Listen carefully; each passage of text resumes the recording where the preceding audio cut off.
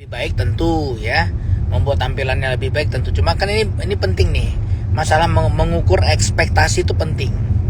Jangan pasien udah keluar duit banyak berharap bisa mulus kayak bayi lagi, ternyata enggak, kan sayang gitu ya.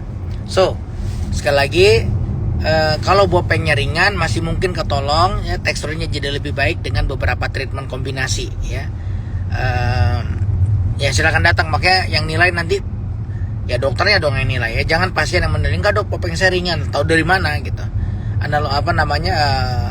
Standarisasi ringan sedang beratnya itu ya harus sekolah kedokteran dulu biar tahu gitu, karena ngerti nanti kerusakannya di sepertiga dermis, udah melebihi dari setengah dermis, atau memang udah total rusak semuanya gitu ya.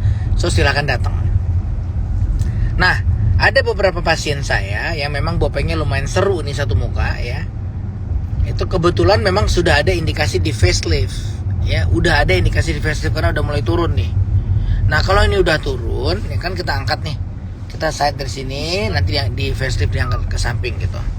Nah metode ini ya, karena kita kencengin dari dalam, kulitnya juga di stretch up gitu ya. Ini yang ke Pondok Indah nih yang paling parah nih. Sampai saat itu kan lama. Ya. Jadi sampai ke tahap itu kita akan tarik tuh. Kita tarik kulitnya. Nah, karena kulitnya dalam posisi stretch ya. Karena kulitnya dalam posisi stretch, maka tampilannya akan jadi jauh lebih baik. Ya. Sekali lagi, facelift bukan tindakan untuk membuang stretch mark atau membuang bopeng, bukan. Jadi kalau Anda menangkapnya, oh di facelift bisa hilang bopengnya, salah ya. Facelift nggak bisa ngilangin bopeng, tapi karena kulitnya ditarik lebih kencang, terus nanti kita isi nano fat transfer, tekstur dan tampilannya akan jauh lebih baik. Itu iya ya, ngilangin nggak. Muka kusam mah tinggal datang ke Beautiful ya, nanti ada beberapa treatment yang bisa kita kerjain. Oke, sebentar. Handphone aku sayang. Kamu yang kataku. Aku lagi Limatnya, dan itu adalah protokol saya. Bukan saya bilang semua pasien. Kalau pasien Anda yakinin aja. Misalnya kalian ya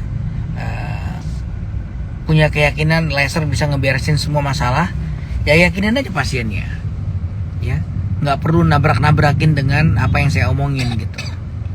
Nah, tapi kalau sampai pasiennya jadi nggak mau, ya jangan-jangan memang mereka ngerasain yang selama ini yang Anda kerjakan malah bikin merah, bikin rusak kulitnya gitu ya. Terus mulailah ngamatin gitu, mulailah mengamati yang selama ini kita tembak pakai laser atau peeling, beneran sembuh atau enggak gitu. Kalau sembuhnya cuma 2-3 minggu terus muncul lagi lebih berat, nah coba mulai mikir, coba otaknya mulai dipakai gitu. Ini jangan-jangan kemarin memperburuk nih gitu. Jadi tampilan hiperpigmentasi flek melasma itu ya berhubungan dengan apa yang kita kerjakan di minggu-minggu sebelumnya. Jadi jangan ngelihat tampilan flek melasma sekarang itu seolah-olah masalah terpisah sendiri gitu ya. Terus ada pasien ngomong begini, skin barrier nggak rusak, tapi bisa flek. Betul ya, betul sekali kalimat itu.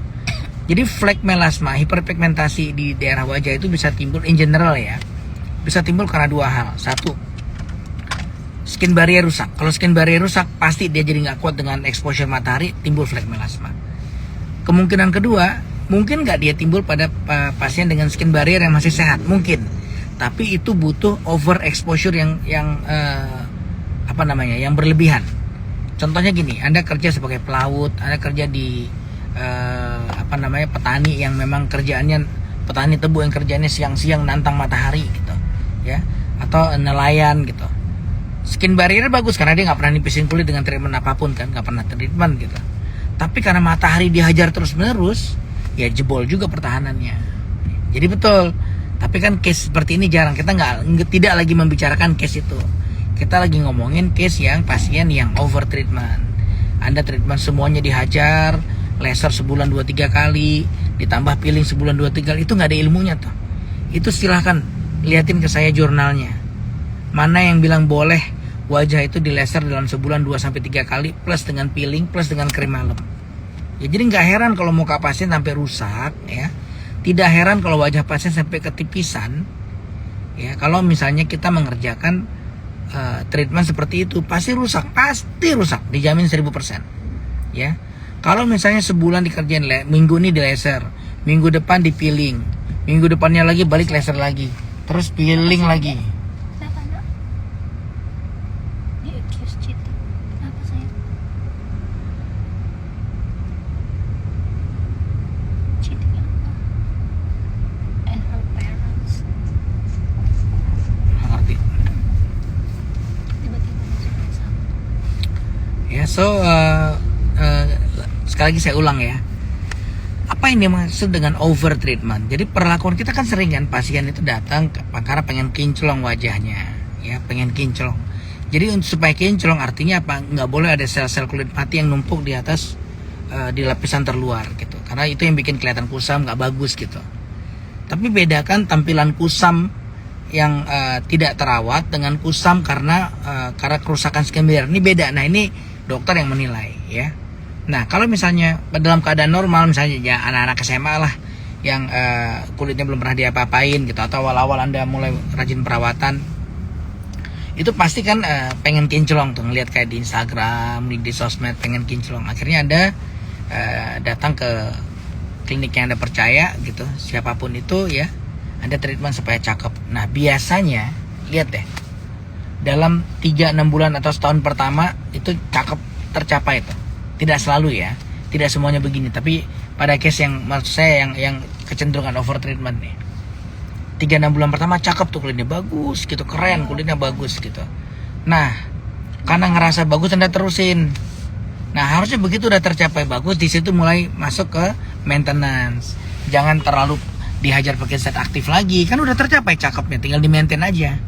Nah tapi yang terjadi apa? Karena ngerasa bagus, cakep, udah kerjain lagi, krim yang sama dipakai terus treatment yang sama diulang-ulang terus gitu. Nah apalagi kalau treatmentnya itu berlebihan gitu. Misalnya yang tadi saya bilang bisa di laser. Ada, ini cerita saya dapat dari pasien, bukan saya ngarang-ngarang ya. Pasien yang cerita, iya dok saya dulu awal-awal kulitnya kusam, ya belum perawatan lah gitu. Terus ya beberapa bulan setelah perawatan kinclong bagus banget, semua orang muji kulit saya bagus gitu.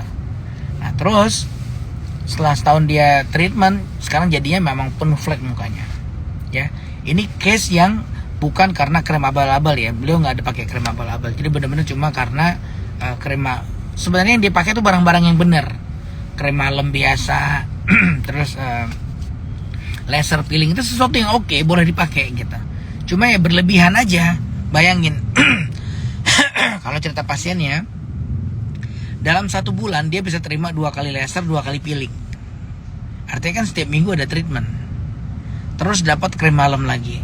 Ya jadi ini kalau dikerjakan model begini, kalau dikerjakan 5 bulan 6 bulan aja hancur kulitnya pasti. Ya. Jadi kalau wajah Anda dalam 1 bulan tuh dapat semuanya dihajar, ya pasti hancur. Ya, hancurnya nanti setelah beberapa bulan. Di awal-awal sih ada fase bagusnya dulu gitu. Jadi ini yang saya kritisi sebenarnya. Nah, begitu kulit itu udah mulai skin barriernya tipis ya, mulai itu gampang timbul flek melasma.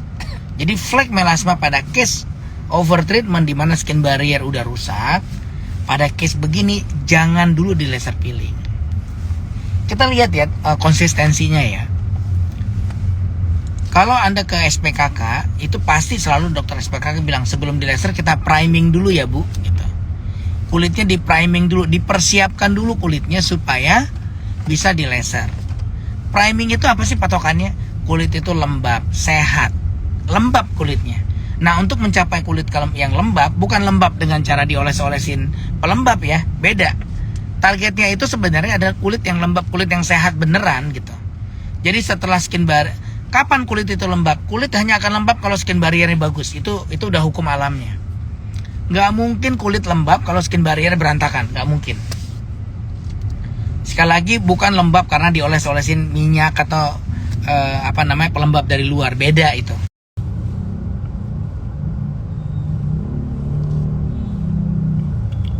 Ibu Ade Irma udah pakai serum retinal vitamin 10% ya, saya nggak tahu saya. Saya nggak periksa, no comment ya. Anda dapat beginian dari mana, kerjain sendiri? Aduh, Stop deh jadi dokter-dokteran ya. Ke klinik aja konsul, cari dokter yang Anda percaya.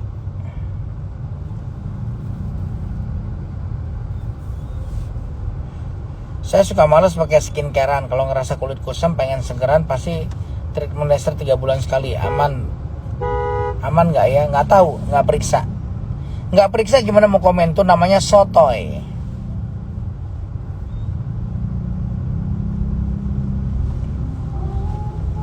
Memang problem tersulit di masyarakat itu sih.